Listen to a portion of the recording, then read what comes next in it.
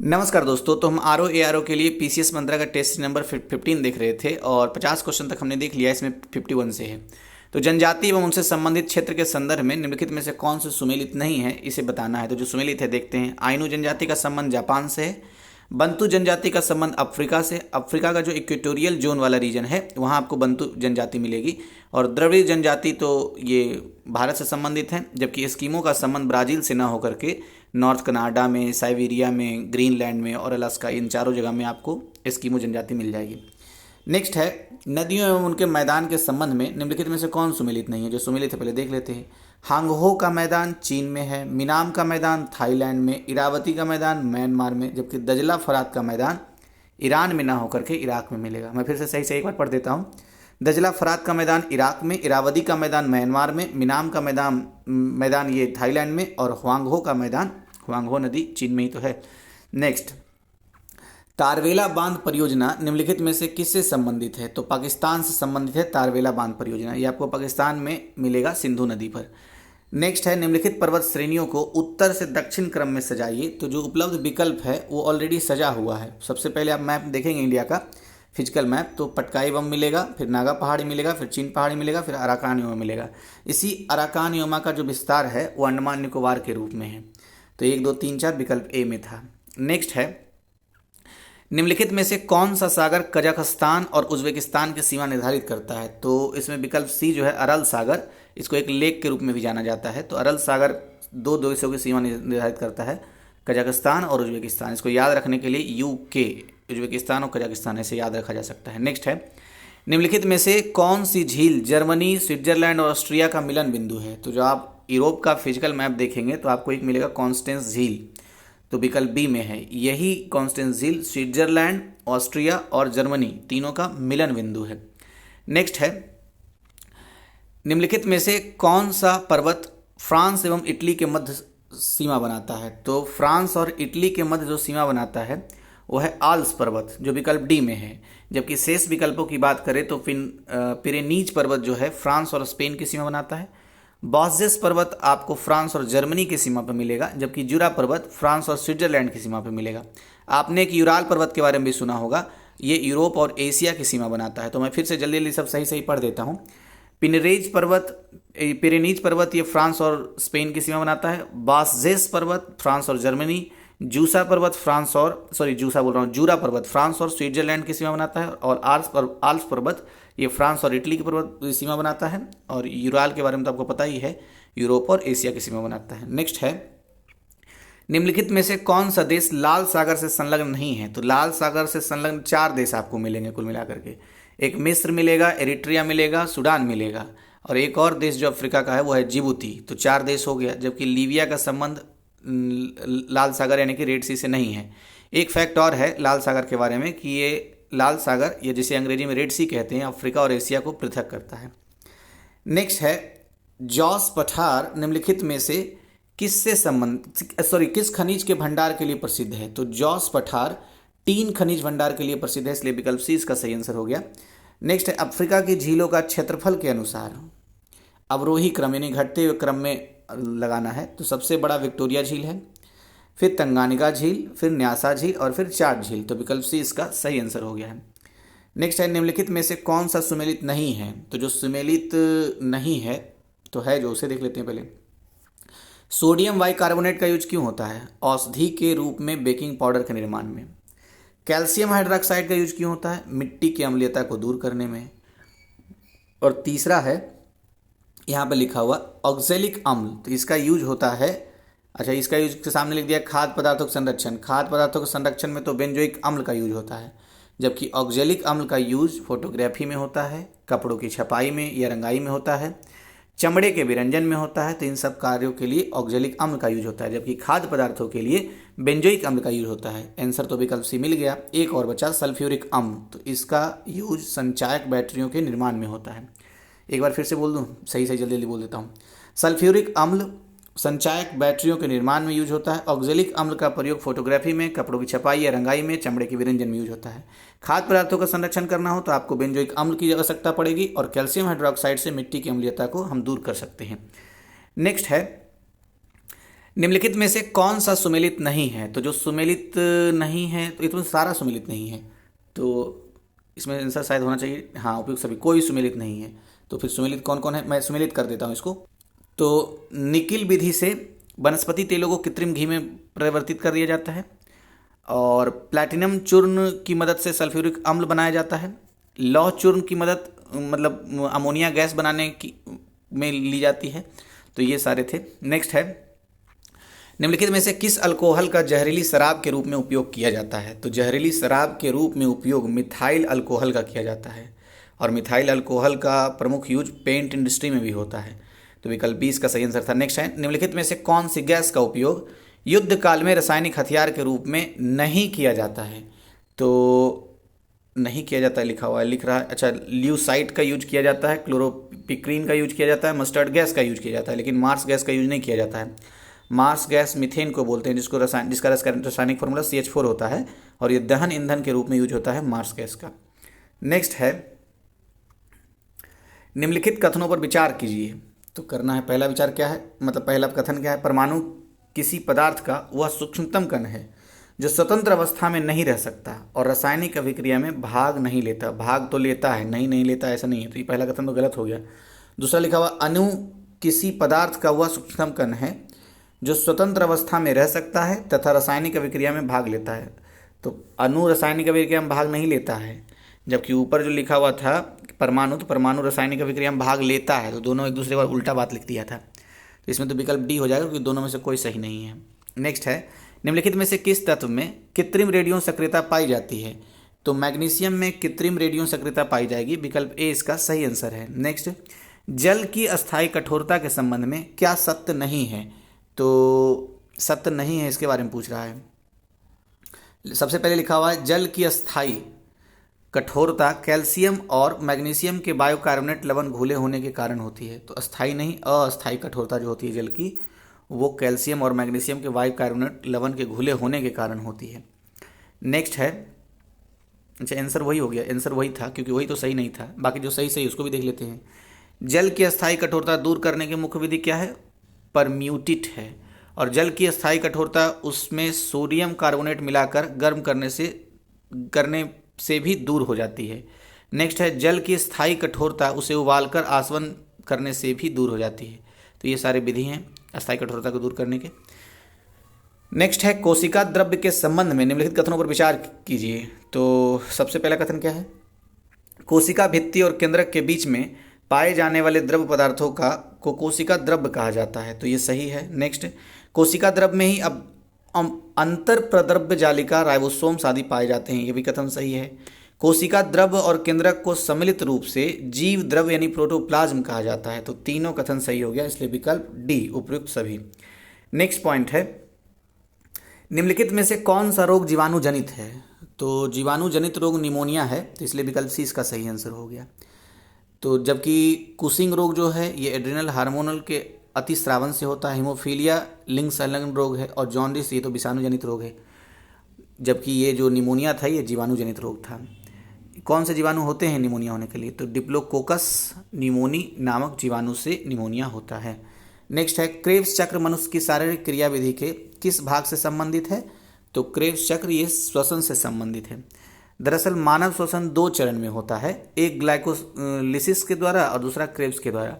तो इसी क्रेब्स चक्र में दरअसल ग्लाइकोलिसिस जो होता है, ग्लाइकोलिसिस से प्राप्त पायरुविक अम्ल के दोनों अणुओं की O2 यानी ऑक्सीजन की उपस्थिति में पूर्ण ऑक्सीकरण हो जाता है, यही क्रेब्स चक्र है। नेक्स्ट, मानव मस्तिष्क का कौन सा भाग श्वसन क्रिया को नियंत्रित करता है? तो श्वसन क्रिया को नियंत्रित करने का काम पॉस वेरोलियाई को है। ये कहाँ होता है? पश्च मस्तिष्क में स्थित होता है। कौन? पॉस वेरोलाई। शेष विकल्प के बारे में देख लेते हैं। जो प्रमस्तिष्क होता है, जिसके सेरेब्रम कहते हैं अंग्रेजी में, तो बुद्धि, चतुराई, सोचने समझने के केंद्र, स्मरण शक्ति का केंद्र इत्यादि के लिए ये यूज होता है। नेक्स्ट है अनुमस्तिष्क यानी सेरेबेलम। तो सेरेबेलम जो है ये मुद्रा समन्वय और संतुलन ऐच्छिक क्रियाओं का नियंत्रण के लिए होता है। अच्छा बस इतना ही था, बाकी तो ये पता चल ही गया कि पॉस वेरोलियाई के कारण हमारा श्वसन तंत्र नियंत्रित होता है, श्वसन क्रिया। नेक्स्ट है, अच्छा वैसे साइंस से संबंधित इस तरह के प्रश्न ना जो यूपी PCS में आए थे प्रीवियस ईयर्स में 2012 से 20 तक, तो ऑलरेडी प्लेलिस्ट में अपलोडेड है, तीन या चार वीडियो होगा, छोटा छोटा वीडियो है, तो उसको आप कम से कम बायोलॉजी वाला देख लीजिए, काफ़ी मदद करेगा। क्योंकि मैंने इसे महसूस किया है कि प्रीवियस यूपीपीसीएस के और आरओ के साइंस वाले क्वेश्चन लेवल बहुत सारे मिल जाते हैं। नेक्स्ट, निम्नलिखित में से कौन से रुधिर का कार्य है? तो रुधिर का कार्य क्या होता है? शरीर का ताप नियंत्रण करना, भोजन सामग्री, अंतःस्रावी और उत्सर्जित पदार्थों, गैसों आदि का परिवहन करना, और क्या होता है? नेक्स्ट देखते हैं, बस दोनों होता है, तो विकल्प सी 1 और 2। नेक्स्ट है, निम्नलिखित में से कौन सा प्रोटोजुआ मानव शरीर के लिए हानिकारक नहीं है? तो कौन सा प्रोटोजुआ नहीं हानिकारक है?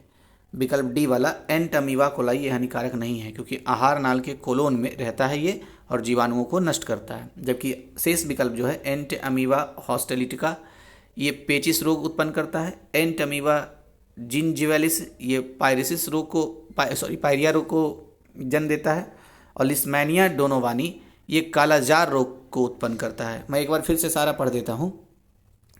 एंट अमीबा हिस्टोलिका पेचिस रोग उत्पन्न करता है, एंट अमीबा जिंजिवालिस ये पायरिया रोग के जिम्मेवार है, और डोनोवानी नाम है, लिस्मैनिया डोनोवानी ये कालाजार रोग उत्पन्न करता है, और एंट अमीबा कोलाई ये दरअसल प्रोटोजुआ है और मानव शरीर के लिए हानिकारक नहीं है, यानी लाभदायक है, और आहार नाल के कोलोन में रहता है, जीवाणुओं को नष्ट करता है।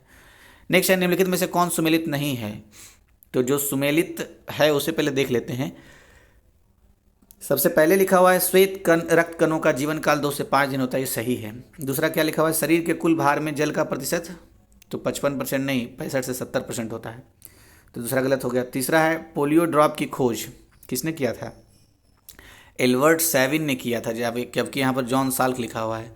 जॉन साल्क ने पोलियो टीके का खोज किया है, तो ये नज़दीक ऑप्शन है, थोड़ा गौर से देखने वाली बात है। मैं फिर से बोलता हूँ, जॉन साल्क जो हैं वो पोलियो टीके की खोज की है, जबकि पोलियो ड्रॉप के बारे में पूछा जाए तो एल्बर्ट सैविन ने खोज किया है।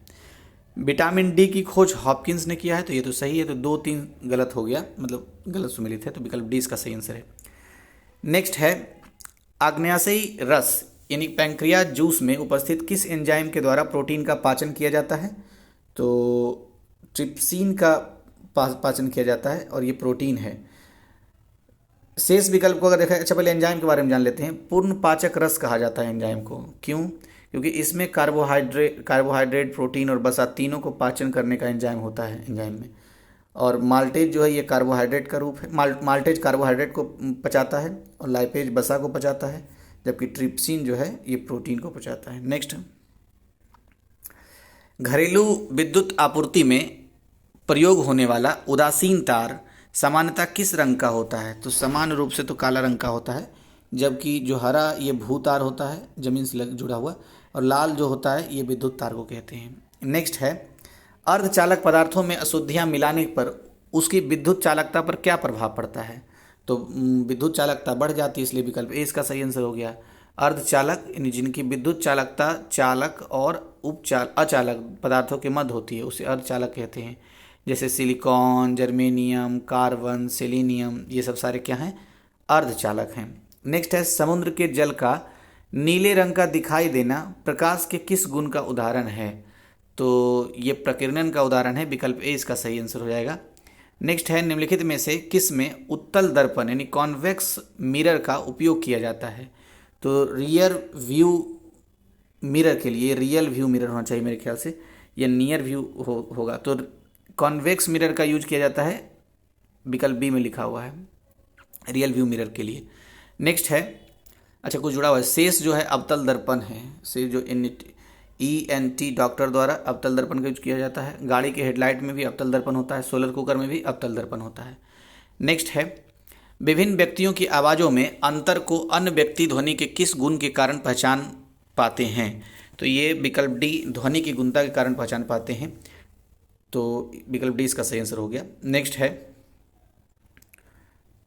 सूची 1 को 2 से मिलाना है, एक साइड राज्य है दूसरी साइड राज्यपाल है। तो अरुणाचल प्रदेश के राज्यपाल BD मिश्रा हैं, पश्चिम बंगाल के राज्यपाल जगदीप धनखड़, छत्तीसगढ़ के राज्यपाल अनुसुईया उइके, और कर्नाटक के राज्यपाल, अच्छा कर्नाटक के राज्यपाल बदल गए हैं, थावरचंद गहलोत हो गए हैं, पहले कोई और थे। नेक्स्ट है, हाल ही में संपन्न असम विधानसभा चुनाव के बाद मुख्यमंत्री बने, तो हेमंत बिस्व शर्मा असम के मुख्यमंत्री बने हैं, पहले सर्बानंद सोनोवाल थे, मगर ये अभी आयुष मंत्रालय के मंत्री हैं। नेक्स्ट, मानस क्या है? तो मानस एक प्रकार का ऐप है, विकल्प ए इसका सही आंसर हो गया। क्या होता है इस ऐप से? मानसिक और सामान्य स्वास्थ्य प्रणाली के लिए काम करता है। कौन सा ऐप? मानस ऐप। नेक्स्ट है, नवंबर 2020 में संपन्न अमेरिकी राष्ट्रपति चुनाव से संबंधित निम्न में से कौन सा कथन असत्य है? तो जो सत्य है देख लेते हैं। अमेरिकी राष्ट्रपति चुनाव में जो बाइडेन विजित हैं, जिनका संबंध डेमोक्रेटिक पार्टी से है, बिल्कुल सही है। अच्छा, दूसरा लिखा हुआ है, भारतीय मूल की कमला हैरिस अमेरिकी इतिहास में पहली बार महिला उपराष्ट्रपति पद को सुशोभित करेगी। ये भी बात बिल्कुल सही है। और तीसरा लिखा हुआ है, अमेरिकी राष्ट्रपति चुनाव में विनर टेक ऑल नियम वहाँ के सभी राज्यों में मान्यता प्राप्त है। जी नहीं, विनर टेक ऑल नियम जो है ये माइने और नेब्रास्का, ये दो राज्यों में दो राज्यों को छोड़ करके लागू है। मैं फिर से बोलता हूँ, माइने और नेब्रास्का जो है, इन्हीं दोनों राज्यों को छोड़ करके 48 राज्य, कुल 50 राज्य हैं वहाँ, 48 राज्य में विनर टेक ऑल नियम लागू है।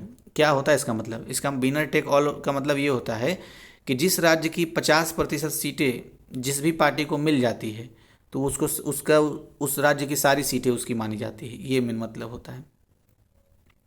डी नंबर में लिखा हो, संयुक्त राज्य अमेरिका का चुनाव सीधे जनता द्वारा ना होकर एक इलेक्टोरल कॉलेज के माध्यम से अप्रत्यक्ष रूप से संपन्न होता है। एकदम बिल्कुल सही है। नेक्स्ट है, संविधान सभा के अंतिम जीवित सदस्य जिनका मई 2021 में निधन हो गया, तो कौन थे? टी.एम. कालियन थे और 101 वर्ष में मृत्यु हुई है इनकी। उस समय तत्कालीन जो सबसे कम उम्र के सदस्य के रूप में ये काउंट होते थे, गिने जाते थे, टी.एम. कालियन। और हाँ, और दूसरा बात यह है कि सबसे पहली और अंतिम संसद के सदस्य थे यही। नेक्स्ट है, DRDO द्वारा हाल ही में कोविड-19 से ग्रसित मरीजों के इलाज में सहायक किस दवा का विकास किया गया है? तो 2DG का विकास किया गया है और ये विकसित किया किसने? डॉक्टर रेड्डी प्रयोगशाला में हैदराबाद में विकसित किया गया है। तो करंट अफेयर में भी आपने देखा होगा। नेक्स्ट है, हाल ही में दोस्त for life mobile app launch किया।